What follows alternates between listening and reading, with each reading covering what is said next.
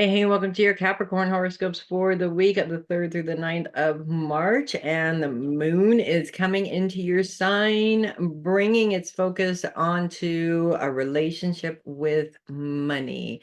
On Tuesday and Wednesday, specifically, moving into a grand sextile with Uranus, Jupiter, which are focused on your support system, who's there to support you with this relationship with your finances, as well as Neptune, Mercury, the Sun. Even in some cases, Saturn also plays into this grand sextile as well, all of which are focused on your long-term career goals. So the moon's just really coming in and lining everything up for you to help you be able to get the support you need to get the positions you want in order to reach those long-term financial goals. This is typical Capricorn awesomeness going on right here, right?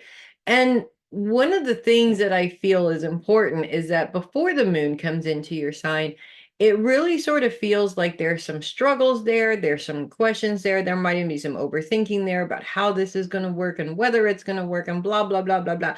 And the moon just sort of comes in and lines everything up and makes it look all beautiful. And it's like, the answer's just right here in front of you. It kind of happens like that sometimes.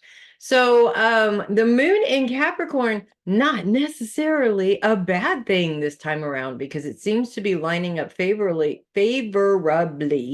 with pretty much everything just lining up and falling into place financially, which is awesome. I have to say that in terms of developing your relationship to your finances, this is probably definitely easier, I think, for Capricorns than for most signs, but that does not mean, of course, that you guys don't have your challenges just like everybody else. I feel like part of the lesson here is that Capricorns tend to over worry about the money, when it's coming, where it's coming from, blah, blah, blah. It's sort of like micromanaging how this problem works in order to maybe try and find a way to control how it works. And most of the time, we just can't do that. So with everything just, as you lead up to Tuesday worrying about it, and then everything just sort of falls into place, the lesson here is worrying about it didn't help with that. If anything, it might have hindered it. It might have slowed it down. Maybe everything would have lined up a few days earlier had you not been quite so worried about it. So think about it that way. I grew up with a Capricorn.